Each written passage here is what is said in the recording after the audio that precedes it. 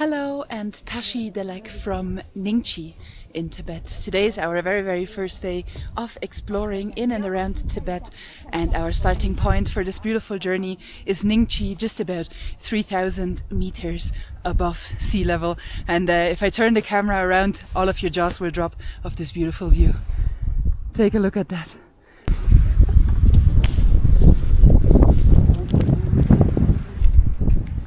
Does he live here?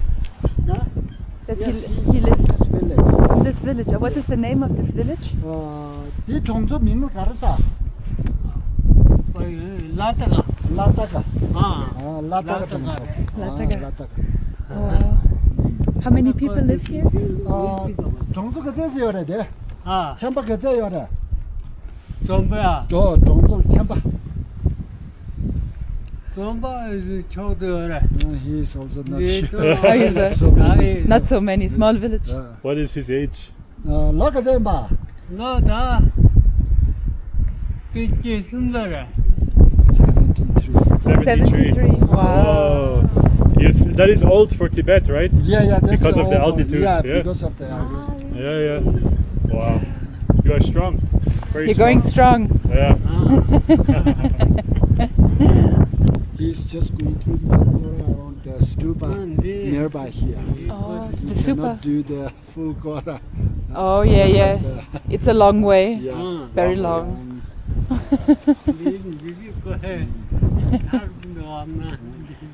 Oh, yeah. Cannot walk. Very difficult. Yeah. So that's why. Here you can get a look at the Tibetan scripture, so how the language itself actually looks like. And this language dates all the way back to the 7th century, I believe, so it is properly ancient language. Very beautiful looking as well. Can I pet him? Do you think he's aggressive? No. Now where we are in Ningchi, 3,000 meters of altitude, which is considerably low. It's lower than Lhasa, and it's lower than most places in Tibet, which makes this area here particularly easy to acclimatize to the altitude of Tibet. It's kind of a nice starting point, I guess you could say, for us, because we still need to get used to the acclimatization. And the biggest thing that jumps out at us straight away here in Ningchi is just because there is that much more oxygen. There's a bit more oxygen here, so you can see all of the growth everywhere. There's actually a lot of growth. There's a lot of trees and bushes and things like that. A lot of stuff is growing here, and that's because of the oxygen. When we first saw Tibet, when we arrived in Lhasa from the train, everything was mostly barren, extremely dry, because it's almost 1,000 meters higher in Lhasa. But as you can see here in Ningchi, it's totally different. There's a lot of growth here, and there's a lot of very beautiful life going on here as well, so it's definitely different. This is actually known as the Switzerland of Tibet, if you want to call it that. It's like the nickname of Ningchi. That's so cool, no? That's so cool. Yeah, these are prayer flags with Tibetan scriptures on them. They're so beautiful, and you can find them all over. Literally Tibet. everywhere, yeah. You see them sort of scattered around in different places. A lot of people where people live, and a lot of the nomadic herders and stuff like that. You'll see like the herder tents, they'll quite literally be made out of those 5 different colours. This area here, Ningchi, it's very peaceful, it's very nice. It's quite windy at the moment, but the weather is on our side. And it's a crazy way to get a first sort of feet on the ground glimpse, first look at Tibet. A lot of people will start their Tibet trip somewhere like Lhasa, but for us it's here in Ningchi. And we arrived yesterday. If you would have seen the train video just before this, and both of us are just pinching ourselves constantly because I just can't believe that we're in Tibet. And we still haven't like fully acclimatized, I think, to the altitude yet, but every second that I'm looking around I'm just like, we're in Tibet. I just keep saying it to Naomi, I'm like, we're in Tibet. Tibet has been on our bucket list for such a long time, and we never thought that we would actually manage to come here, and we finally did it. It's such a big dream come true for us. It's mad. It's literally mad. Just look at this.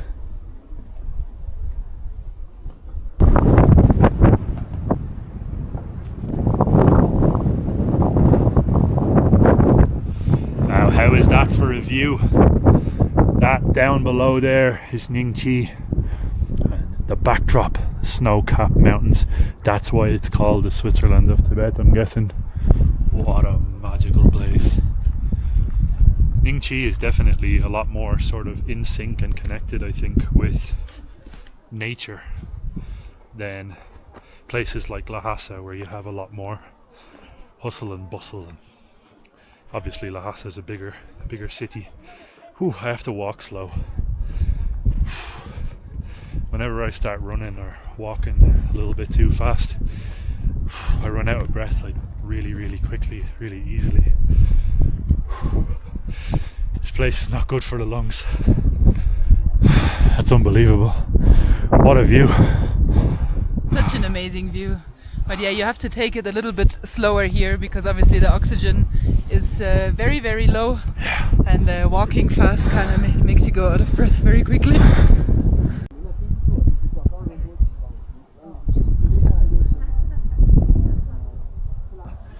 New development area here in Ningxi city. Uh-huh. In old time, the city is just only this side. City was a lot smaller, yeah. Smaller than here. Now they are slowly going to open more bigger this side. Ah. When did it start to develop? It's around 6 years or in 10 years. 10 years, last 10 years. Last 10 okay. years. There are a lot of new people moving to Ningxi. Yeah, they have also, I mean, it's like in old time, people like to spend their life in Lhasa, right? Yeah. But nowadays they know the air conditioner, everything is here is better than Lhasa, so they would like to move this area. Oh yeah, I would also choose Ningxi over Yeah, Lhasa. Than Lhasa, right? It's more connected to nature here, yeah. Yeah. And you have the most beautiful views, no matter where you Unreal. are in the city, you have this view. Look at this. It's priceless. Yeah. I don't know what to tell you. I can't imagine what this would have looked like before the expansion of the city. Can you imagine just 10 years ago, all of this would have basically just been open, probably forest actually, because of all of the density of the oxygen. You would have had like full forest and probably just clear blue rivers from the snow melting and running down those mountains.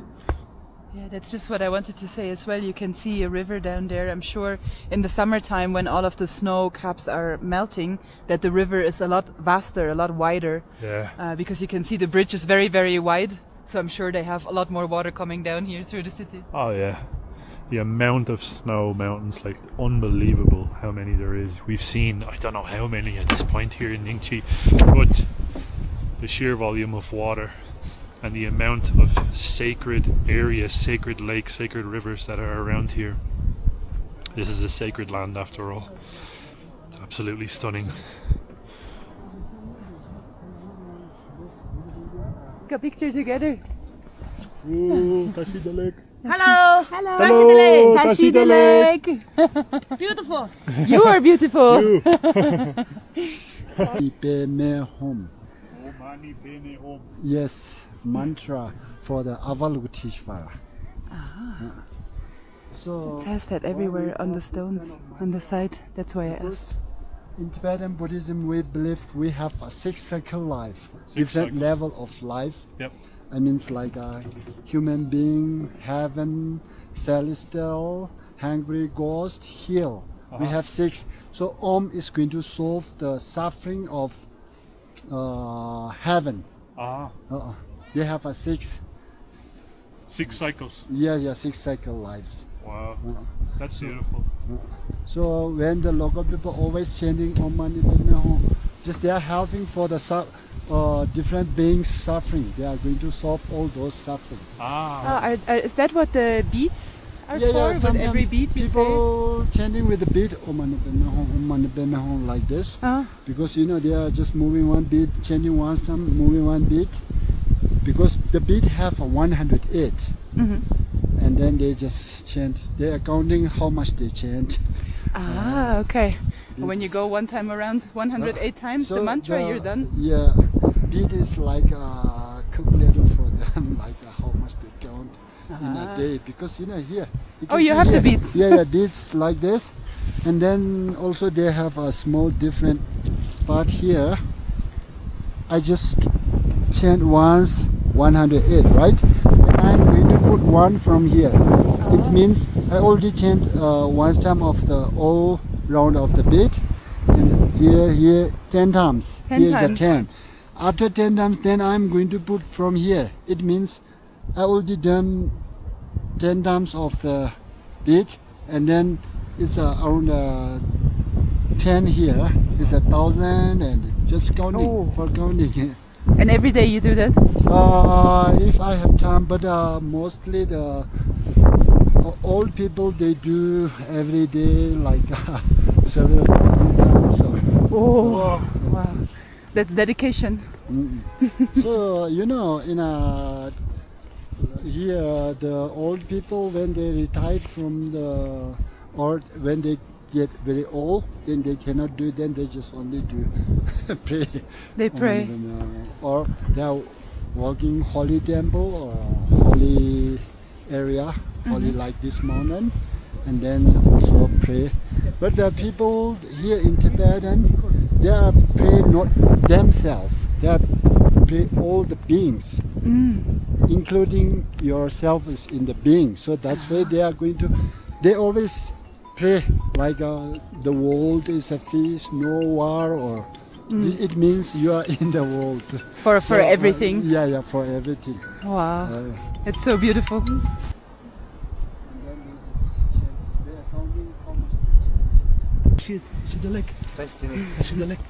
Oh, so scared. Tashidelek. Yeah. Oh no. Scary white man. So which river joined with the Brahmaputra? In Tibetan we call Yerlung Zangbo. The Brahmaputra, which is the biggest river here in Tibet, which is start from near Kailash, and the family is through to India. So from there we can see the joint part of the two rivers, Brahmaputra and Nyang River. And then also when the river reached in India, they changed name Ganga or Ganga. or I'm not sure. The magical Ganga. Yeah. The place Holy where Ganga. everybody dumps themselves in, and it's like not that clean. So mostly they have a small river here in Tibet side. Many all those join in a Brahmaputra and family goes to Yeah.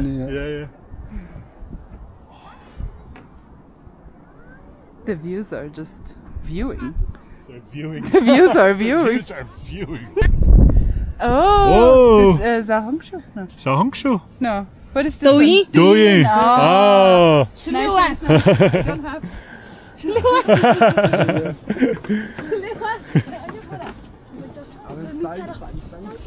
Hello. Tashidelek.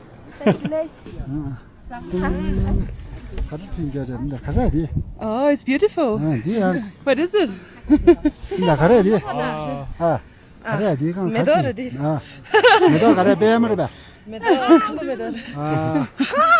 Plums. A lot. I'm just I have all of it covered. Very nice knuckles. I only have dots on my fingers. I don't have. Hello, Tashidelek.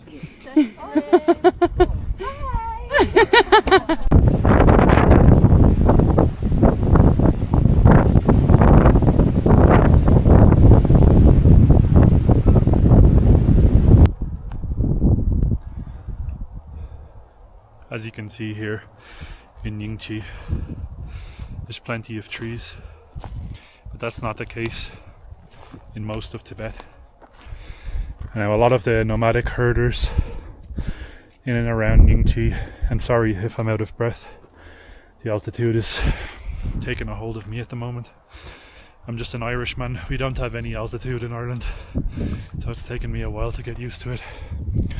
But there's plenty of wood here for the herders, the nomadic herders, and people who need it, Tibetan villagers.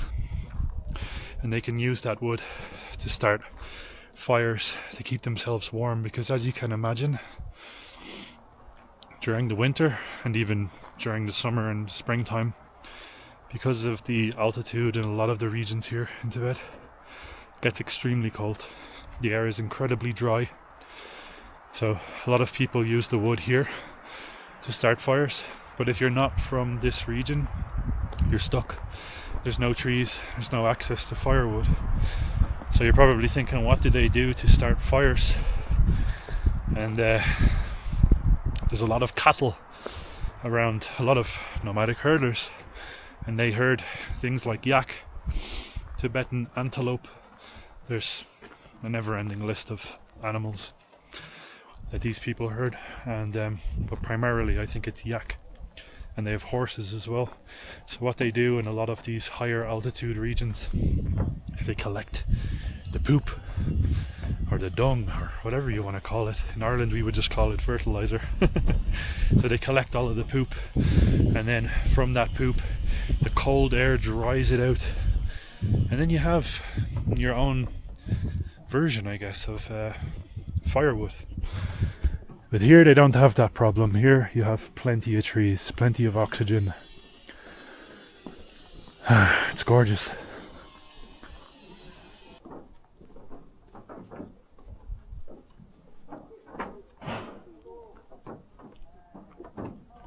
I don't know how long we actually have left on this hike, but it seems like the weather is changing, and it's changing quite fast because we are in between different mountains and the weather sort of gets stuck really fast, and then it starts raining, and I can hear some thunder in the distance, so I hope that we are going to make it dry back to our vehicle. Amita Muli Sali Do. Amida. Mantra.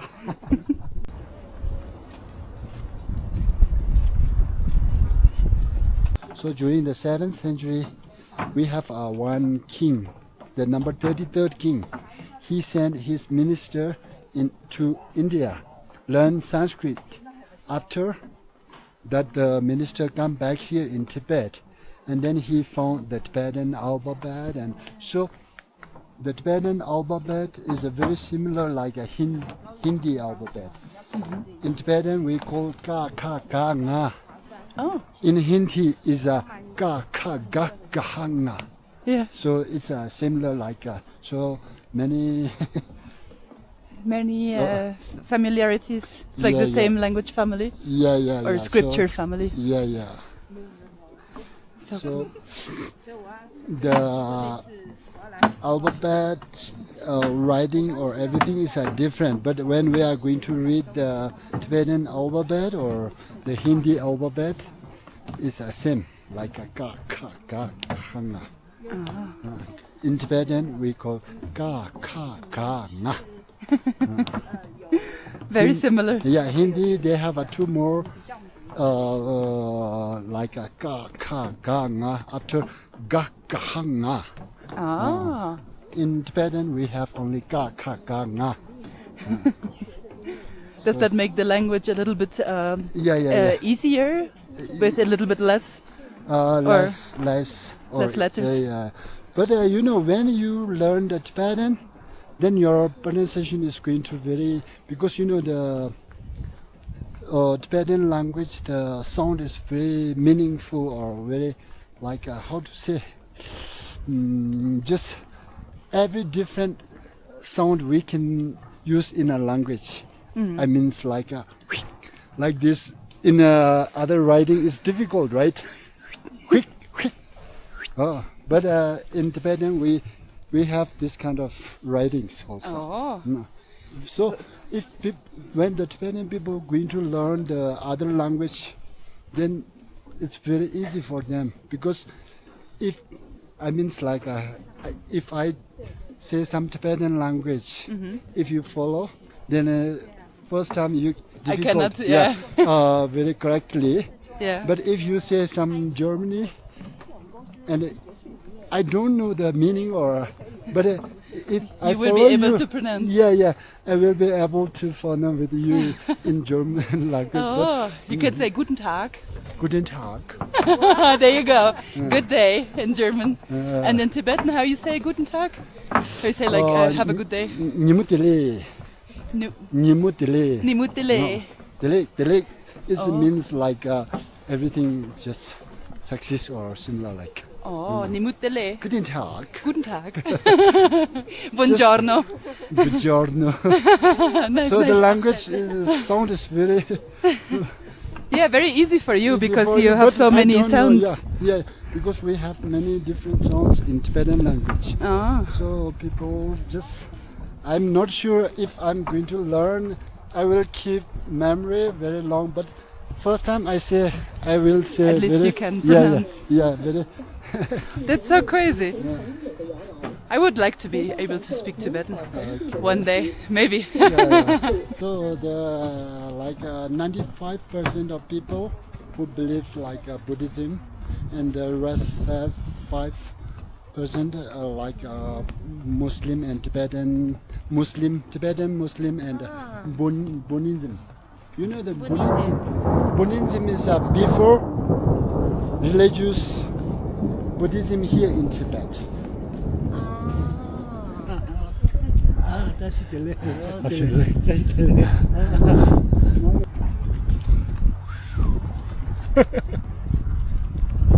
No idea where we are, but it looks pretty cryptic here.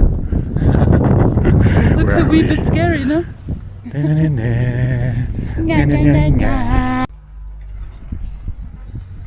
These are the Tibetan antelopes, I believe. Wow, so cool. I stepped into a fountain for it.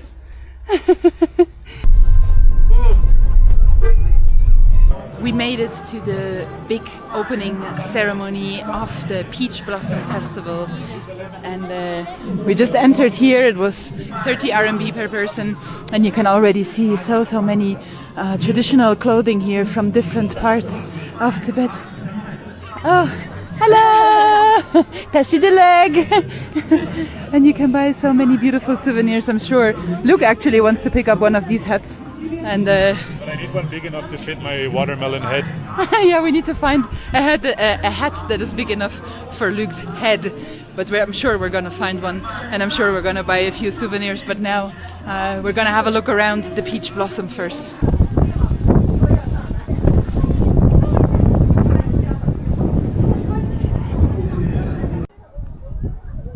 Now, for most people, when you think about Tibet, the first thing I know for me that comes into my mind is like vast open spaces, completely arid, very dry, sandy, this type of situation. But Ningqi in the springtime, which is what it is now, it's currently April, goes completely against that whole idea of what most people think Tibet is. This place just turns into basically a sea of pink with peach blossoms. So this is the start of the peach blossom season, and valleys and valleys between the mountains. On the top of the mountains you have like snow-capped beautiful Tibetan mountains, and then down below in the valleys you just have basically a vast open sea of pink peach blossoms, and it is very beautiful. It's a special place for sure.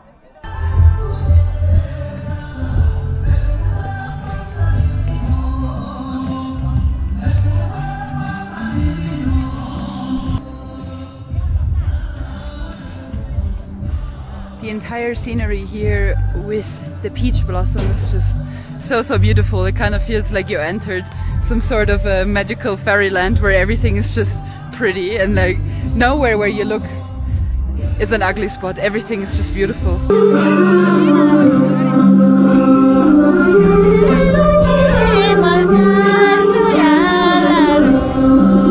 So beautiful.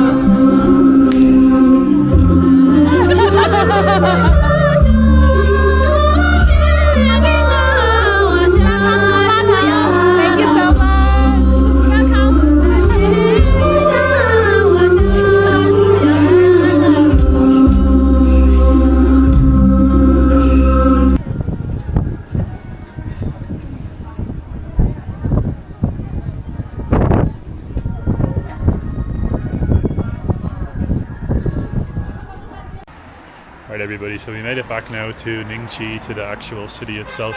We kind of broke away from our tour group because one of the good things is you need to be with a tour group most of the time, but when you're actually in the city that you go to, you do have the freedom to go out and explore the area by yourself, and we're going to take advantage of that. And we came across this place here that seems to be proper Tibetan, like local Tibetan, and the way it's designed in the inside just looks unbelievable. So let's go in and have ourselves like a little bit of a Tibetan dinner. This should be fun. You can see the dishes out here on the front. So nice. Here you can see the beautiful greeting of Tashi Delek, which basically means prosperity, health, and so on, all of the positive things. Tashi Delek. And usually you would say that in Tibet, you say hello and then you say Tashi Delek. Oh, you're making the tea.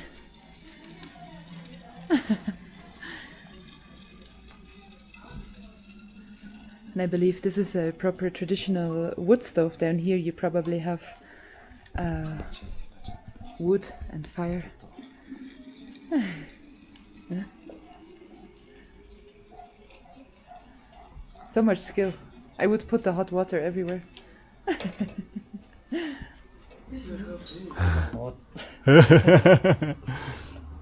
Communication issues while we're in China. It's difficult because you're speaking with people a lot of times that have never even met an English speaker before, because obviously a lot of tourists, they just travel with the tour group and the tour guide is the one that communicates.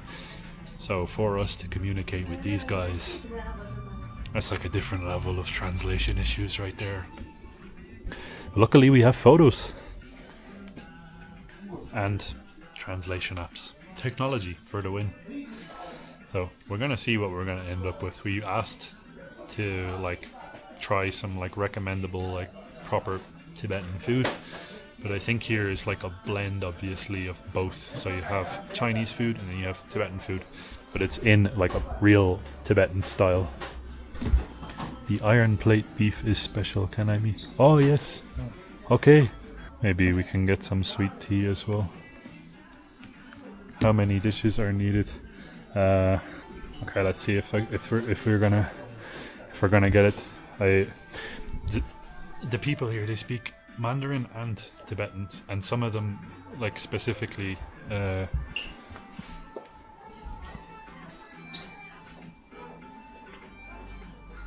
What did he say? One of okay.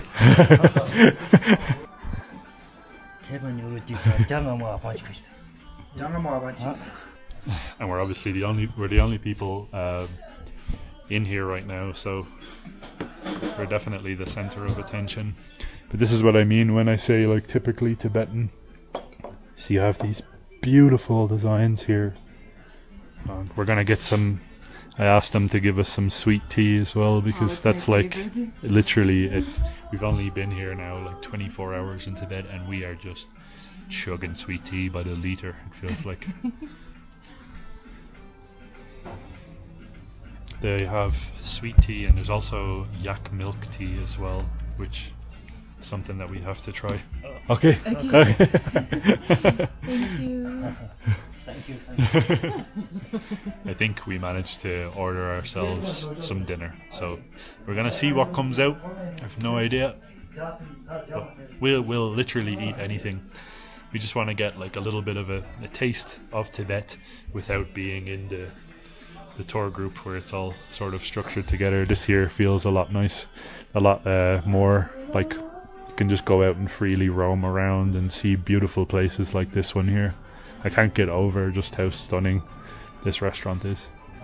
I love the decoration on the ceiling. Yeah. It just feels so special. There's so much love and attention to detail. Yeah, like you go into a typical restaurant in Europe or wherever really, like a lot of times, like especially like the chain restaurants, you get like the standard like white or whatever, like matte monochrome type of crap, but like here it's not the case.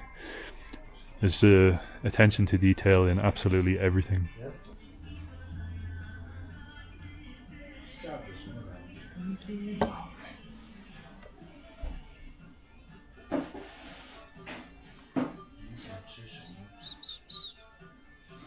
Beautiful, Chichi. Thank you so much. Hey, cheers to Tibet. To Tibet. To Tibet.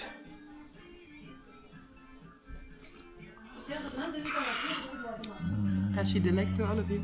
Oh.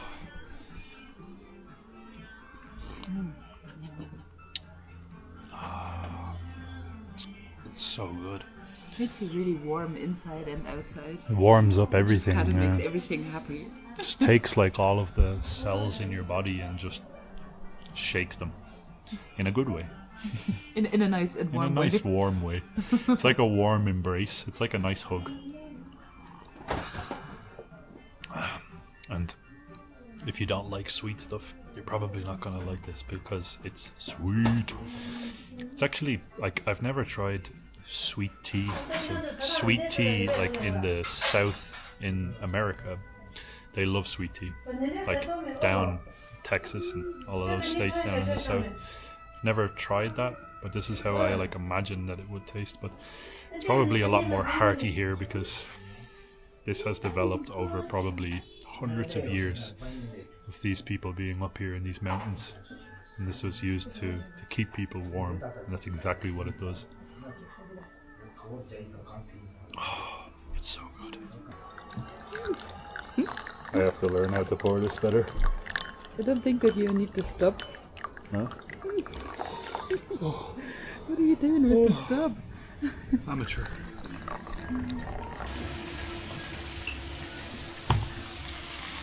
Oh my god.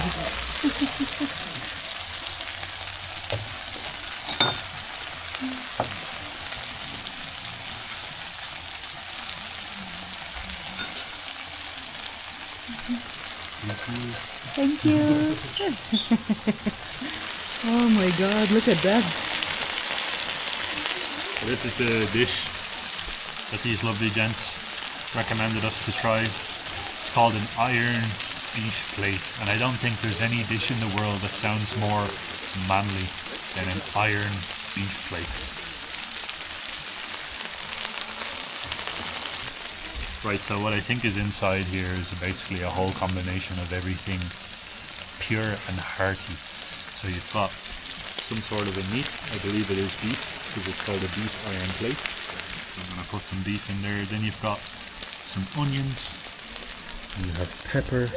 You have like green pepper. I'm just putting it piece by piece. Why are you putting it piece by I piece? should be picking up more.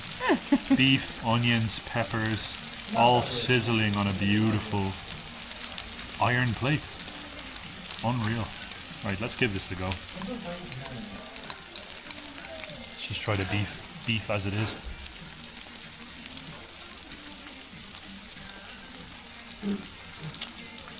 That's serious.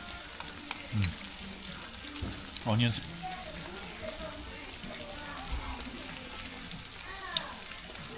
I have a tear in my eye actually immediately. That's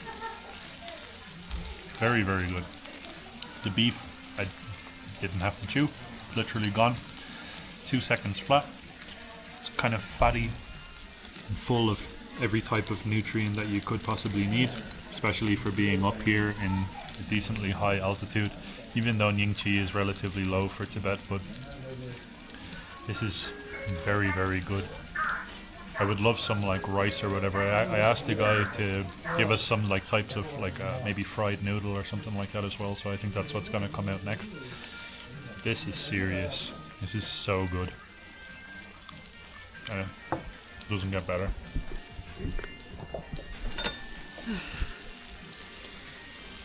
My mouth is watering behind the camera. It's so colorful. Oh yeah. Nice bit of sesame on top as well. Yeah. And some good old chunks of chili as well. Chunks of chili in there too. Oh, this just smells heavenly. Is it spicy? No. Oh my god.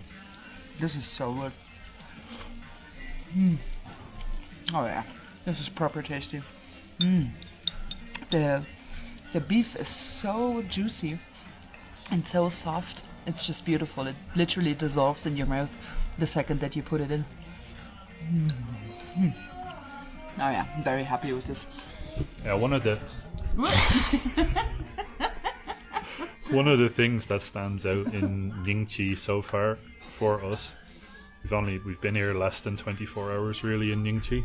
We arrived in Lhasa. We haven't seen any of Lhasa yet, just so you know. This is truly this day today is truly our first proper glimpse into how Tibet is in 2025, and the food really stands out here in Ningxi because the quality of the food. Obviously, like I said earlier in the video, the oxygen is much richer here. You have a higher percentage of oxygen, so that means it's a lot easier to grow stuff here. So a lot of this stuff is very high quality and organic flavors and textures, and everything is just unbelievable. Oh my god, look at that. Thank you. Wow.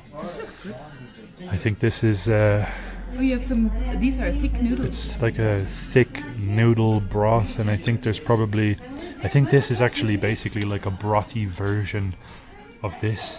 So it looks very similar to this one, but it's in like a broth, probably like a beef or a bony broth or something like that. Do you need rice?